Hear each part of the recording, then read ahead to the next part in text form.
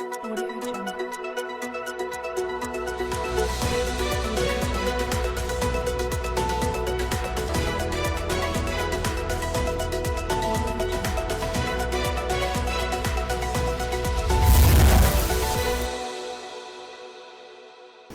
आप देख रहे हैं अलवर न्यूज। मैं हूं आपके साथ रुचि सोलंकी। नजर डाल लेते हैं आज के कुछ प्रमुख सुर्खियों पर।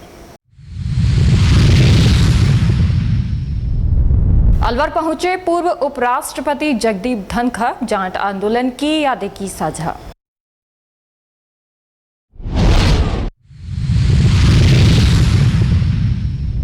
ग्रामीण सेवा शिविरों का उपखंड अधिकारी सृष्टि जैन ने किया निरीक्षण। अधिकारियों को समयबद्ध निस्तारण व बेहतर समन्वय के दिए निर्देश।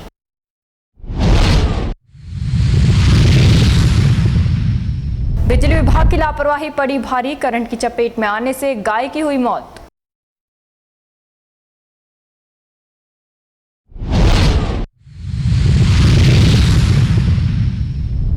पुलिस ने होली चाइल्ड पब्लिक स्कूल के गार्ड हत्याकांड का किया खुलासा। पुलिस ने 2 सगे भाइयों को किया गिरफ्तार, रंजिश में की गई थी हत्या।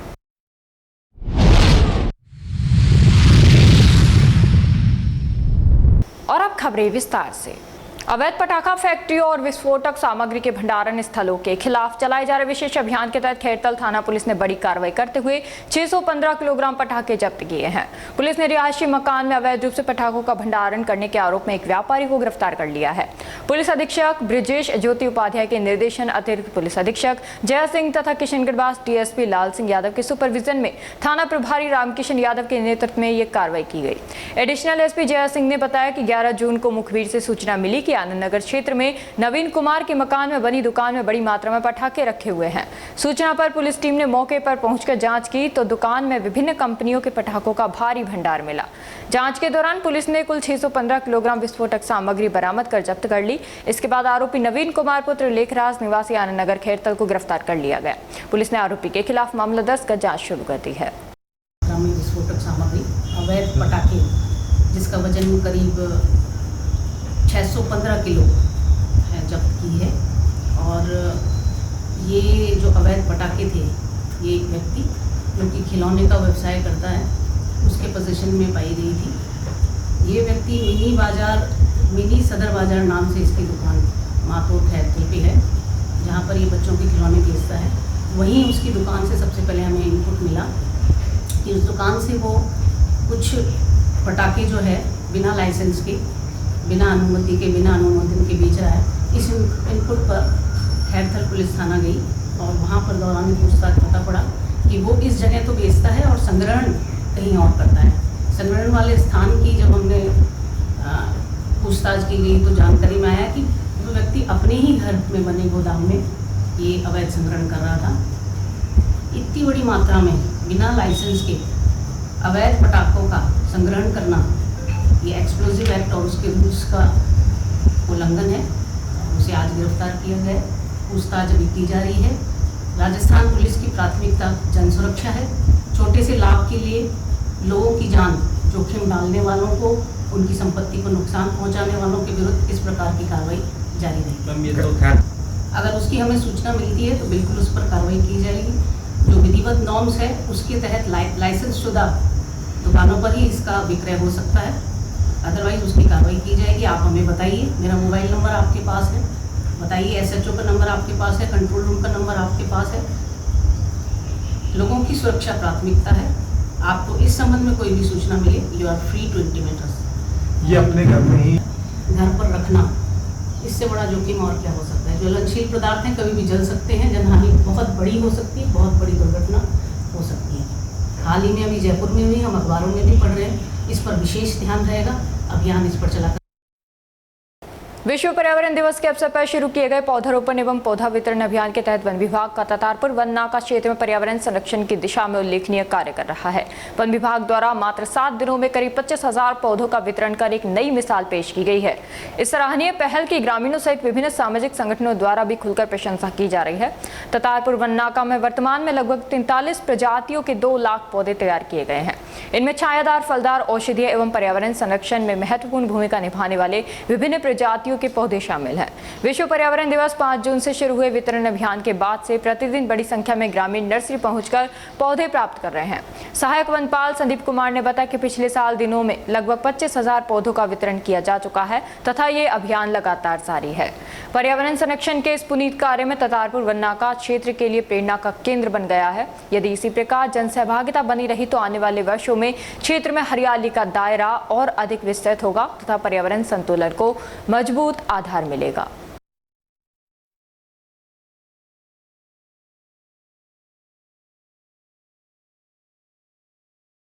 नीमराना थाना पुलिस ने होली चाइल्ड पब्लिक स्कूल के गार्ड की हत्या के मामले में महज कुछ घंटों में खुलासा करते हुए 2 सगे भाइयों को गिरफ्तार करने में सफलता हासिल की है। पुलिस ने आरोपियों के कब्जे से वारदात में प्रयुक्त 2 लाठियां और एक लोहे का पाइप भी बरामद किया है। प्रशिक्षु आरपीएस पल्लवी गुप्ता ने बताया कि गत 9 जून को होली चाइल्ड पब्लिक स्कूल में कार्यरत गार्ड सुभाष चंद की हत्या का मामला सामने आया था। घटना की गंभीरता को देखते हुए कोटपुतली बहरोड जिला पुलिस अधीक्षक सतबीर सिंह के निर्देशानुसार विशेष टीमों का गठन किया गया। पुलिस टीम ने जांच शुरू की। जांच के दौरान पुलिस ने तकनीकी साक्ष्य और मुखबिर तंत्र की सहायता से मामले का खुलासा करते हुए 2 सगे भाइयों को गिरफ्तार कर लिया। पूछताछ में सामने आया कि आरोपियों ने आपसी रंजिश के चलते गार्ड सुभाष चंद की हत्या की थी। पुलिस के अनुसार आरोपियों ने मृतक के सिर और माथे पर लाठियों तथा लोहे के पाइप से हमला कर उसकी बेरहमी से हत्या कर दी। गिरफ्तार आरोपियों की निशानदेही पर पुलिस ने वारदात में प्रयुक्त 2 लाठियां और एक लोहे का पाइप बरामद कर लिया है। पुलिस आरोपियों से गहन पूछताछ कर रही है तथा हत्या के पीछे के अन्य कारणों और घटनाक्रम की विस्तृत जांच जारी है। खुलासा क्या कर रहे हैं, क्या मामला है गार्ड की हत्या के मामले में? ये 9 तारीख को जो होली चाइल्ड स्कूल में सुबह एक हत्या का मामला था, उसमें एक गार्ड था जिसकी हत्या हुई थी और उसकी हत्या माली ने की थी। उसको और उसके भाई को दोनों को पकड़ लिया गया है। इसका कारण ये पता चला कि माली की और गार्ड की आपस में कुछ रंजिश थी, क्योंकि माली स्कूल लेट से रहता था तो उसको टोकता था। इसको चलते हुए माली ने अपने दिमाग में उसके लिए रंजिश पाल ली और उस दिन रात को ये 10:30 बजे करीब आया, तब भी इसकी कुछ कहासुनी हुई। तो इसने अपने भाई के साथ मिलके 11 साढ़े 11 के आसपास उससे लड़ाई झगड़ा किया और फिर स्कूल के गेट के आसपास और बाहर उसके सिर पे डंडे से वार किया। तो वार करने के चलते उसके सिर पे कोई गहरी चोट लगी जिससे उसकी मृत्यु हो गई। आरोपी कहाँ के रहने वाले हैं? ये आरोपी यूपी रायबरेली के बताए गए कि रहने वाले की पूछताछ की गई इसमें। कितने बजे घटना थी और घटना के बाद ये किस तरह यहाँ से फरार हुए थे? ये 11:30-12 बजे के आसपास की घटना है और घटना के बाद एक आरोपी तो बाहर से ही चला गया, जो वापस स्कूल में नहीं आया। दूसरा वापस आके 1-1:30 बजे के आसपास फिर चला गया और उसके बाद ये इन्होंने भाग गए। फिर पुलिस ने मुस्तैदी दिखाते हुए इनको दोनों को गिरफ्तार कर लिया। माली का भाई भी स्कूल में काम करता था ना? नहीं, वो नहीं काम करता था, वो उसके पास आया था। कई लोगों ने कभी ड्रिंक वगैरह भी की है हत्या से घटना से पहले? हाँ, ऐसे सुनने में आ रहा है कि उस दिन रात को इन्होंने ड्रिंक करी। तो इनसे तफ्तीश में क्या सामने आया? तफ्तीश अभी चल रही है, उन दोनों का रिमांड लिया हुआ है 1 दिन का। क्या इससे पहले भी उन्होंने ऐसी कोई वारदात को अंजाम वगैरह दिया है? नहीं, ऐसे तो मनमुटाव चल रहा था इनका, लड़ाई झगड़े के चलते जैसे रंजिश हो जाती है, लेकिन हाथापाई की तो कोई ऐसी जानकारी सामने नहीं। कितने समय से इनका मनमुटाव चल रहा था? 3-4 बार का सुना है, अब समय तो नहीं पता कितने टाइम से ये काम कर रहा था, उस टाइम से ही चल रहा इस संबंध में जांच करने तो सीसीटीवी में कुछ सामने आया? सीसीटीवी में क्या कुछ है? हाँ, सीसीटीवी में कुछ लड़ाई झगड़ा इनका दिख रहा है और आना जाना, और इसके हाथ में डंडा भी दिखाई दे रहा है जो इसने प्रयोग किया है। मुंडावर कस्बे के समीपवर्ती गांव गादूबास में आयोजित बजरंग बली क्रिकेट प्रतियोगिता का शुक्रवार को रोमांचक मुकाबलों के बीच भव्य समापन हुआ। प्रतियोगिता में राजस्थान एवं हरियाणा की कुल 32 टीमों ने भाग लेकर अपने खेल कौशल का प्रदर्शन किया। फाइनल मुकाबला मुलावास और हिंदुस्तान फाइटर्स के बीच खेला गया। टॉस जीतकर पहले बल्लेबाजी करते हुए मुलावास की टीम ने निर्धारित 8 ओवरों में 98 रन का चुनौतीपूर्ण स्कोर खड़ा किया। जवाब में 99 रनों के लक्ष्य का पीछा करने उतरी हिंदुस्तान फाइटर्स की टीम ने अंतिम ओवर तक संघर्ष जारी रखा। मैच का रोमांच चरम पर तब पहुंच गया जब टीम को अंतिम गेंद पर जीत के लिए 6 रन की आवश्यकता थी। बल्लेबाज दीपक ने दबाव के बीच शानदार छक्का जड़ते हुए टीम को यादगार जीत दिला दी। प्रतियोगिता में विजेता हिंदुस्तान फाइटर्स टीम को 31,000 रुपये नकद एवं आकर्षक ट्रॉफी प्रदान कर सम्मानित किया गया, जबकि उपविजेता मुलावास टीम को 21,000 रुपये नकद एवं ट्रॉफी दी गई। फाइनल मुकाबले में भाग लेने वाले सभी खिलाड़ियों को मेडल पहनाकर सम्मानित किया गया। प्रतियोगिता के निर्णायक की भूमिका अभिषेक कौशिक एवं सत्येंद्र चौधरी ने निभाई, जबकि मंच संचालन रोशन मीना ने किया। प्रतियोगिता के सफल आयोजन और रोमांचक मुकाबलों ने क्षेत्र के खेल प्रेमियों का भरपूर मनोरंजन किया तथा युवाओं में खेलों के प्रति उत्साह का संचार किया।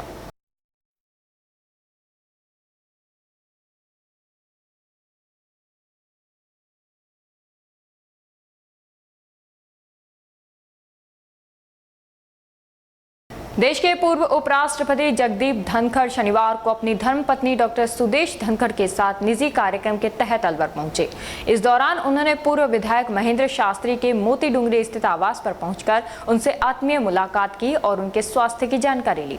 दोनों नेताओं के बीच करीब 1 घंटे तक सामाजिक, राजनीतिक एवं समसामयिक विषयों पर चर्चा हुई। अलवर आगमन पर धनखड़ सीधे महेंद्र शास्त्री के निवास पहुंचे, जहां उन्होंने उनके स्वास्थ्य, दिनचर्या और सामाजिक गतिविधियों के बारे में विस्तार से जानकारी ली।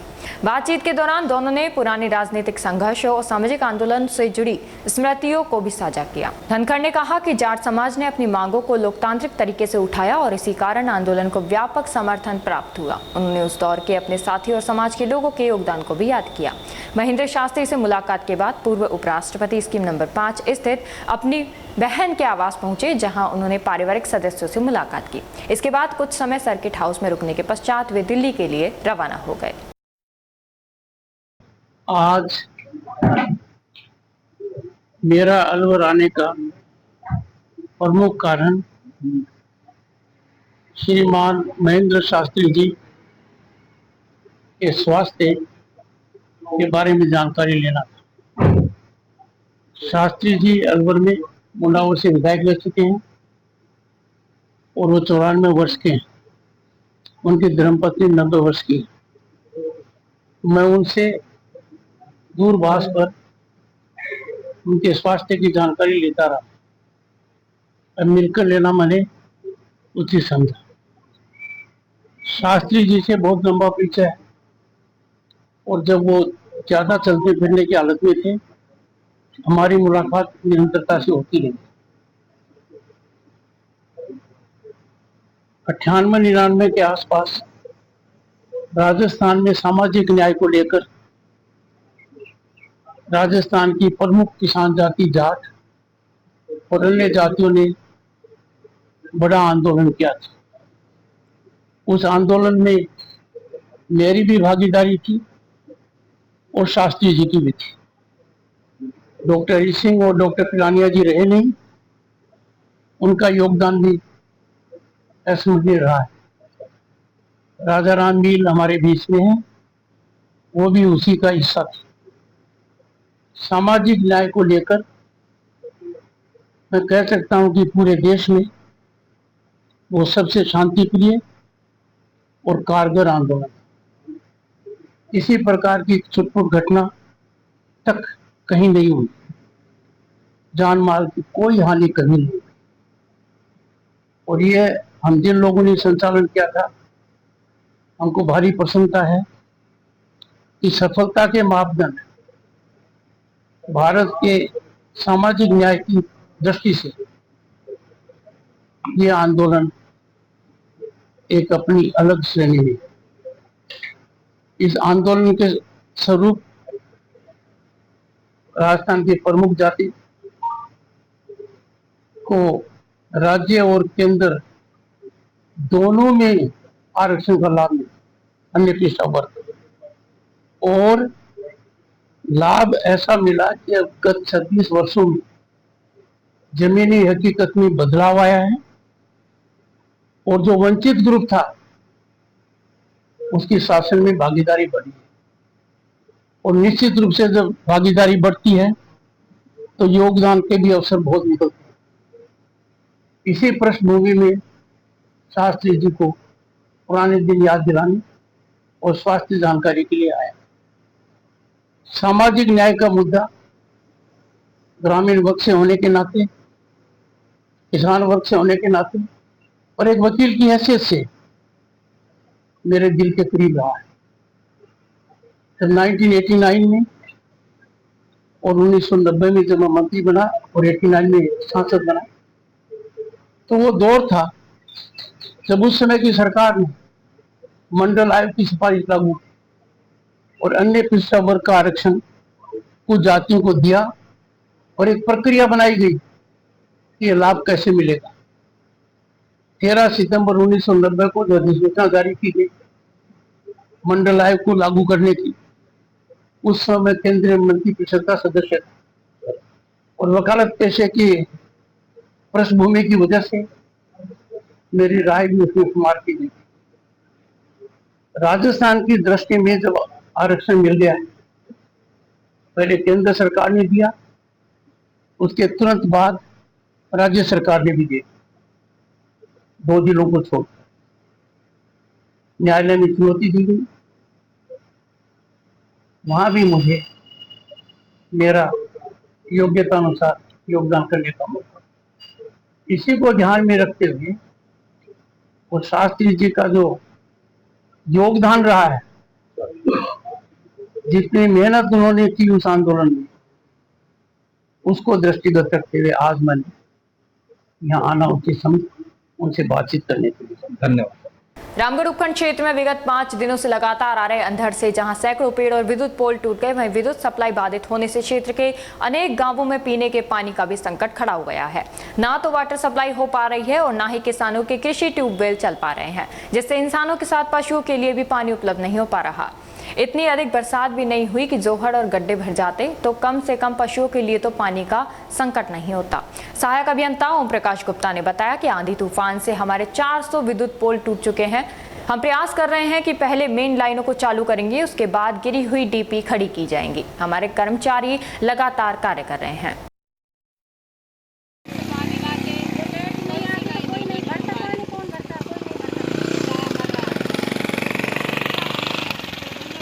शिवाजी पार्क स्थित एक साउंड की दुकान में बड़े आकार का मॉनिटर लिजर्ड घुसने से व्यापारियों में दहशत फैल गई। सामाजिक कार्यकर्ता की सूचना मिलते ही रेस्क्यू टीम को सूचना देकर मौके पर बुलाया और टीम ने कुछ ही मिनटों में सुरक्षित रेस्क्यू कर उसे वहां से हटाया और जंगल में छोड़ा। रेस्क्यू टीम के सदस्यों ने कहा कि ऐसी स्थिति में घबराएं नहीं, तुरंत संबंधित टीम को सूचना दें ताकि समय रहते सुरक्षित समाधान किया जा सके।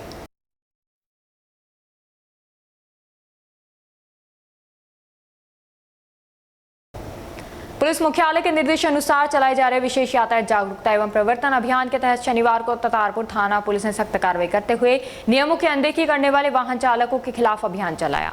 थाना परिसर के सामने लगाए गए विशेष जांच नाके पर बिना हेलमेट, बिना सीट बेल्ट, बिना नंबर प्लेट तथा काली फिल्म लगे वाहनों की गहन जाँच की गई। अभियान के दौरान यातायात नियमों का उल्लंघन करने वाले करीब 15 वाहन चालकों के चालान काटे गए। कार्रवाई के दौरान वाहन चालकों में हड़कंप मच गया तथा कई लोगों को यातायात नियमों के पालन के प्रति जागरूक किया गया। अभियान के दौरान थाने के कांस्टेबल बजरंग सिंह एवं कुंवरपाल ने वाहन चालकों को यातायात नियमों की विस्तार से जानकारी देते हुए सड़क सुरक्षा के प्रति जागरूक किया। पुलिस कर्मियों ने लोगों से हेलमेट एवं सीट बेल्ट का नियमित उपयोग करने, निर्धारित गति सीमा का पालन करने तथा सभी आवश्यक दस्तावेज साथ रखने की अपील की। थाना पुलिस की इस कार्रवाई को सड़क दुर्घटनाओं पर अंकुश लगाने और लोगों में यातायात नियमों के प्रति जागरूकता बढ़ाने की दिशा में महत्वपूर्ण कदम माना जा रहा है।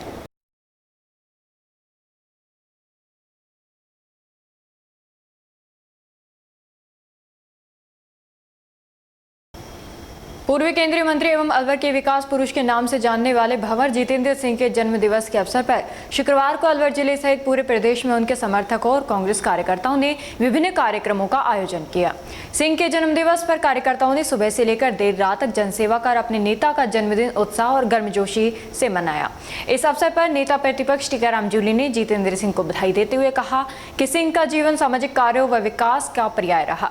जन्मदिन के अवसर पर मोती डूंगरी स्थित कार्यालय पर चिकित्सा शिविर का आयोजन भी किया गया, जिसमें सैकड़ों रोगियों की निःशुल्क जांच की गई।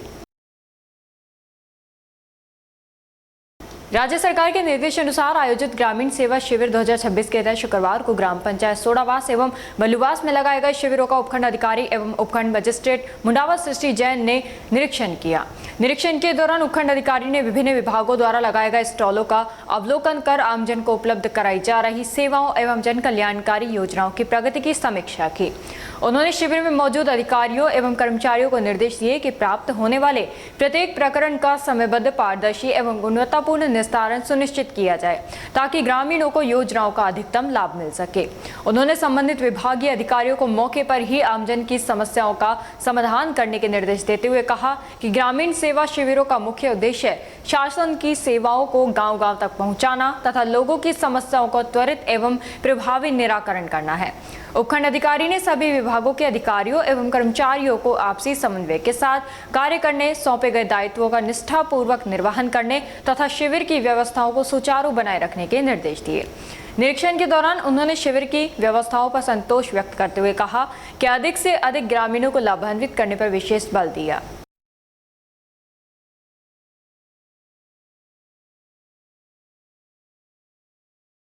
अलवर शहर के 60 फीट रोड के सेक्टर 52 में शनिवार सुबह करंट लगने से एक गाय की दर्दनाक मौत हो गई। स्थानीय निवासी उत्तम सिंह ने बताया कि क्षेत्र में पेड़ों के बीच से गुजर रही बिजली लाइन को लेकर कई बार बिजली विभाग को शिकायत दी जा चुकी है, लेकिन विभाग द्वारा केवल अस्थायी मरम्मत कर मामले को टाल दिया जाता है। घटना के बाद स्थानीय लोगों ने बिजली विभाग को सूचना दी, लेकिन काफी देर तक विभाग का कोई अधिकारी या कर्मचारी मौके पर नहीं पहुंचा। घटना से क्षेत्रवासियों ने बिजली विभाग के प्रति नाराजगी है। लोगों का कहना है कि यदि समय रहते लाइन को सुरक्षित किया जाता तो इस हादसे को रोका जा सकता था। स्थानीय नागरिकों ने विभाग से जर्जर बिजली लाइनों को जल्द बदलने और जिम्मेदार अधिकारियों के खिलाफ कार्रवाई की मांग की है। क्या नाम है आपका, कौन सी जगह? सर मेरा नाम उत्तम सिंह है और ये 52 सेक्टर है जिसका पार्षद पूजा रोड है। और यहाँ पर ये पेड़ों में 2-3 दिन से स्पार्किंग हो रही थी। बरसात के कारण तूफान आया था, उसमें स्पार्किंग हो रही थी। बिजली वालों को हमने कई बार कंप्लेंट करी, वो आते हैं नॉर्मली तार को जोड़ के चले जाते हैं, प्रॉपर तरीके से वो करते नहीं है। आज क्या हुआ, सुबह 7 बजे तार टूटे जो इसमें 2 फेस लाइन टूटी है, जिसके कारण जो फेस लाइन चालू थी उसमें गाय आगे गाय चपेट में आके मौत हो गई। हालांकि उसमें इंसान नहीं आ पाया। हमने उसको फोन करा बिजली विभाग को, उसके बाद बिजली वालों ने उसे लाइट कट कर दी है। उसके बाद अब तक कोई रेस्पॉन्स नहीं मिला। अभी भी हमने कई बार फोन कर चुके हैं। उसके बाद हमने आपको संपर्क करा है, जिसके द्वारा आपको सूचित किया जा रहा है बिजली विभाग को। इसकी पूरी सुनवाई होगी ताकि जो पेड़ लग रहे हैं तारों पर आ रहे हैं उनको कटवाया जाए और जो लाइन ओपन है उनको टेपिंग वाली लाइन कराया जाए। गवर्नमेंट हमसे पूरा पैसा ले रही है बिल के थ्रू, फ्यूल सर्च वगैरह सबसे ले रही है हमसे। इसका हमारा कोई फायदा नहीं मिल पा रहा। जगह कौन सी, पूरा एक बार एड्रेस बताएं। Sir 60 foot road Savera school के पास में 52 नंबर सेक्टर नंबर 52 और इसका पार्षद है पूजा अरोड़ा। डीएसपी सर्किल के उद्योगनगर थाना पुलिस ने 2 आरोपियों को गिरफ्तार कर चोरी की मोटरसाइकिल बरामद की है। एसपी सुधीर चौधरी के निर्देश पर जिले में अपराधियों के खिलाफ विशेष अभियान चलाया जा रहा है। इसी अभियान के तहत उद्योगनगर थाना प्रभारी भूपेंद्र सिंह चौधरी के नेतृत्व में टीम का गठन किया गया।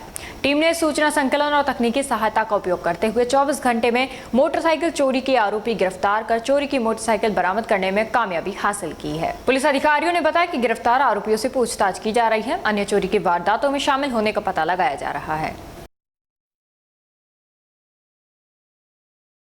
रामगढ़ पंचायती राज व्यवस्थाओं के मंत्रालय कर्मचारी संघ ने ग्रामीण सेवा शिविर 2026 के पूर्ण बहिष्कार के संबंध में मुख्य कार्यकारी अधिकारी के नाम विकास अधिकारी को ज्ञापन सौंपा है, जिसमें लिखा है कि प्रदेश स्तरीय आह्वान पर पंचायती राज संस्थाओं के मंत्रालय कर्मचारियों का अपनी मांगों को लेकर आंदोलन चल रहा है, जिसके तहत वर्तमान में 16 जून तक मध्याह्न पश्चात आधे दिन के बहिष्कार और आधे अन्य विविध कार्यक्रमों सहित 6 जुलाई को मुख्यमंत्री भजनलाल शर्मा का घेराव तथा 7 जुलाई को जयपुर आमेर जल महल में जल समाधि तक का कार्यक्रम सुनिश्चित किया हुआ है। ज्ञापन सौंपने के दौरान अनेक कर्मचारी मौजूद रहे।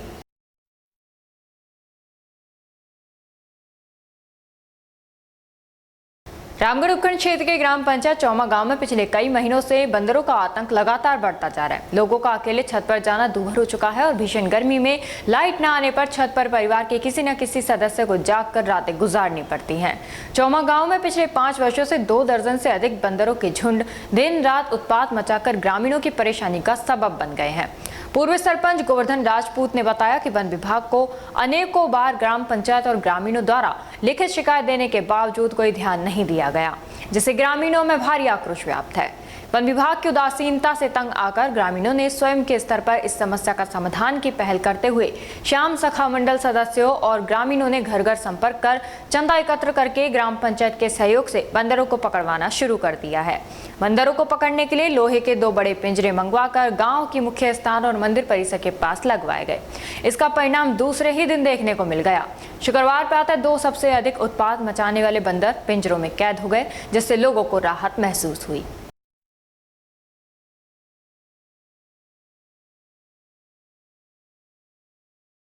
कल वैश्य महासंघ समिति भिवाड़ी के पदाधिकारियों की बैठक में यह निर्णय लिया गया कि समिति आगामी 28 जून को गजारिया ग्रीन सोसाइटी में RWA के साथ रक्तदान शिविर का आयोजन करेगी। बैठक में समिति के अध्यक्ष CAR गुप्ता, सचिव अमित नाहटा जैन, युवा अध्यक्ष आशीष महावर व अन्य बंधु उपस्थित रहे।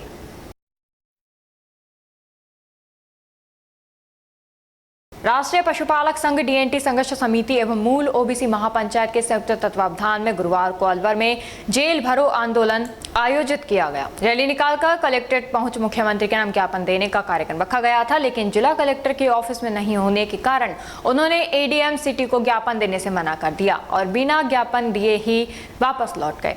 प्रदर्शनकारियों ने मुख्यमंत्री स्तर पर वार्ता की, तिथि घोषित करने और लंबित मांगों के समाधान की मांग की।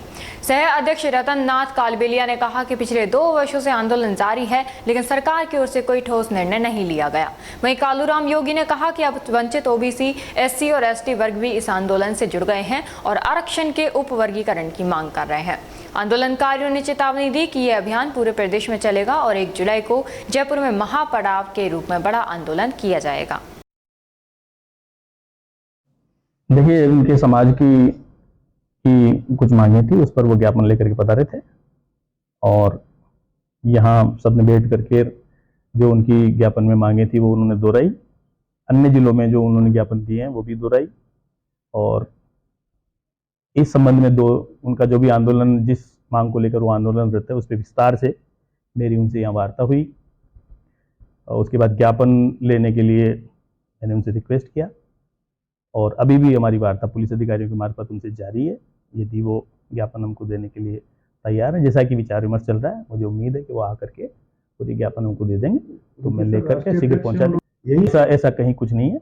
विधिवत उनको पुलिस अधिकारी हमारे जिले के लगे हुए हैं, पूरी शांतिपूर्ण तरीके से उनको उसका मैनेजमेंट उनको करके प्रबंधित करके और यहाँ लेकर के आए। मेरे से उन्होंने कहलवाया था, सर आप ले लेंगे ज्ञापन, तो मैं तैयार था, मैं बैठा ही था और मैंने इन्वाइट किया उनको यहाँ।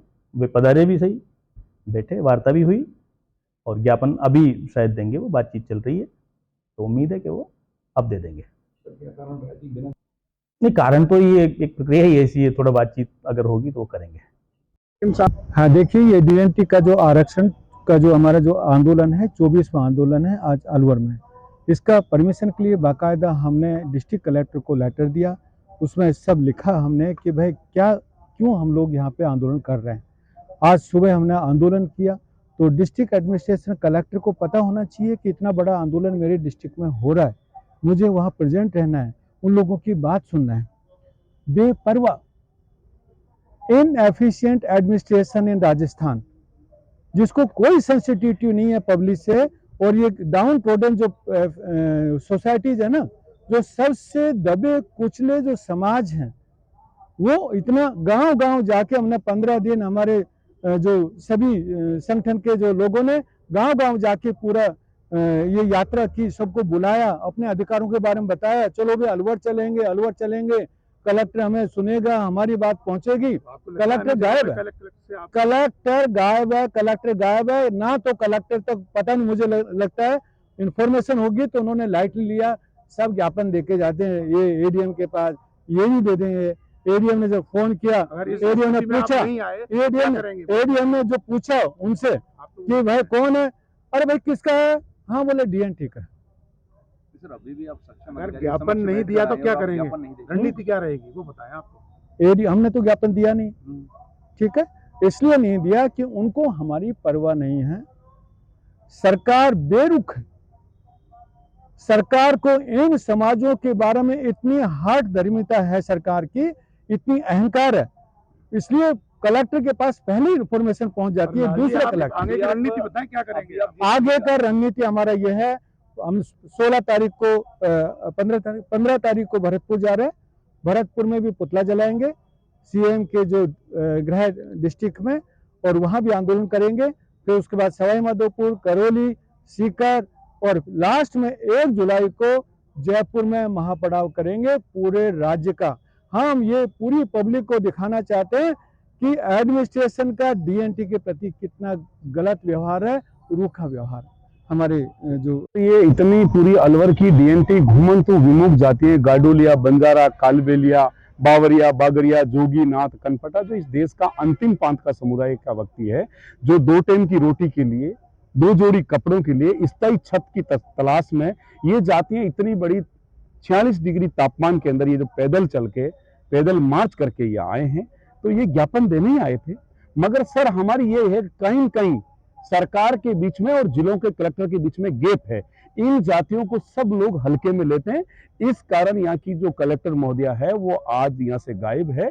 इसकी हम घोर निंदा करते हैं और इनका हम अभी बाहर जाके इसका बहिष्कार करके जाएंगे कि ये कलेक्टर साहब का जो रवैया था, फोन पे बात हुई, वो डीएनटी के लीडर है, आपसे बात करना चाहते हैं, तो वो बात करने के लिए भी हमसे मना किया। तो हमने ये तय किया कि जब जो कलेक्टर हमारी बात सुनने के लिए तैयार नहीं है तो हम उनको ज्ञापन क्या देंगे। और मैं ये कह रहा हूं सर, ये सरकार चाहे कितनी भी फोर्स लगा ले, ये सरकार चाहे हमें कितनी जेलों में डाल दे, हमें जिंदा जिंदा शूट कर दे, मगर आने वाली 1 जुलाई को ये जातियां हमारा भाग्य हम खुद लिखेंगे। आर पार की हम लोग लड़ाई करेंगे। आज का जेल भरो आंदोलन का क्या हुआ, क्या रणनीति रहेगी वो आज का जो जेल भरो आंदोलन रहा है, हमने सभा की है, सारी डीएनटी समाज के लीडर आए, सबने एक साथ एक जाजम पे बैठ के और निर्णय किया है कि आने वाली 1 जुलाई को प्रत्येक गांव से बसें जाएगी।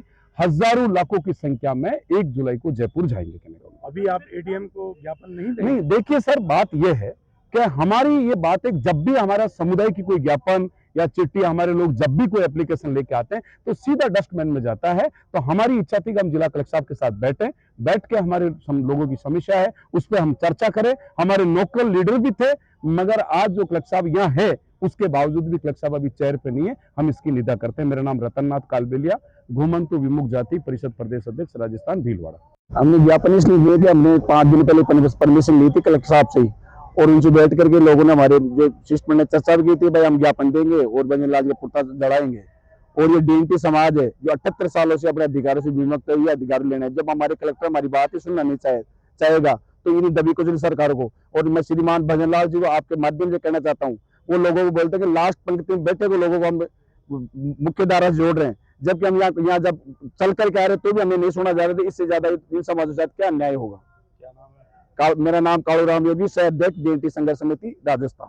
तो बेटी, हम लोग शिविर लगाकर पूरे राजस्थान के अंदर डीएनटी घुमंतु जातियों के लिए प्रमाण पत्रों की सुविधा दे रहे हैं।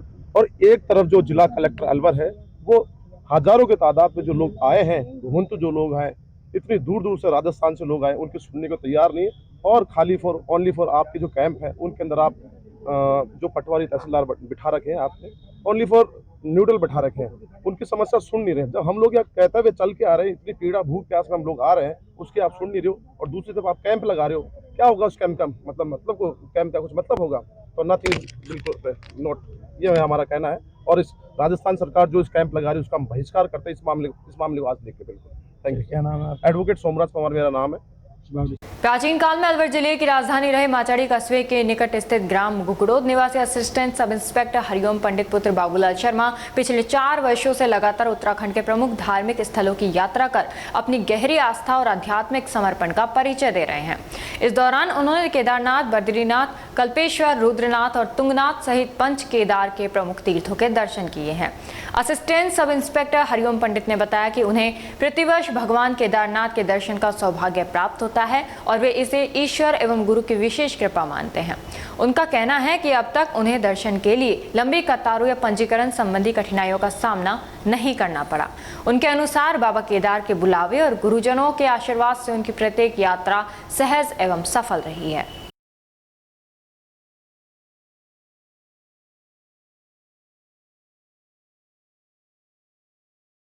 नगर निगम और यूआईटी प्रशासन ने यातायात पुलिस के सहयोग से घंटाघर से काशीराम चौराहे तक नालियों पर किए गए पटाव तोड़कर अतिक्रमण हटाने की कार्रवाई तो कर दी, लेकिन इस अभियान की निष्पक्षता पर अब गंभीर सवाल उठ रहे हैं। व्यापारियों और स्थानीय लोगों का आरोप है कि प्रशासन ने कमजोर दुकानदारों पर कार्रवाई की, जबकि प्रभावशाली लोगों के सामने बने पटावों को हाथ तक नहीं लगाया गया। आरोप है कि न्यू तेज टॉकीज मार्केट के सामने नाली पर बना पटाव आज भी जस का तस मौजूद है। इसी स्थान पर वाहनों की पार्किंग होने से सड़क की चौड़ाई काफी कम हो जाती है और व्यस्त समय में लोगों का निकलना तक मुश्किल हो जाता है। इसके बावजूद प्रशासन की कार्रवाई वहां तक नहीं पहुंची। दूसरी ओर कई ऐसे दुकानदारों के सामने नालियों के पटाव तोड़ दिए गए जिनकी शासन प्रशासन तक कोई विशेष पहुंच नहीं मानी जाती। इससे व्यापारियों और आमजन में नाराजगी बढ़ गई है। लोगों का कहना है कि यदि कार्रवाई का उद्देश्य बरसात के दौरान जल निकासी व्यवस्था को दुरुस्त करना और अतिक्रमण हटाना है तो फिर नियम सभी पर समान रूप से लागू होने चाहिए। स्थानीय लोगों का मानना है कि चुनिंदा कार्रवाई से ना तो अतिक्रमण की समस्या खत्म होगी और ना ही जल भराव से राहत मिलेगी। जब तक नालियों पर बने सभी अवरोध बिना भेदभाव हटाए नहीं जाएंगे, तब तक बरसात में पानी भरने की समस्या बनी रहेगी। नागरिकों ने प्रशासन से मांग की है कि प्रभावशाली और सामान्य व्यक्ति के बीच भेद किए बिना पूरे क्षेत्र में एक समान कार्रवाई की जाए ताकि अभियान की विश्वसनीयता बनी रहे और आमजन को वास्तव में राहत मिल सके।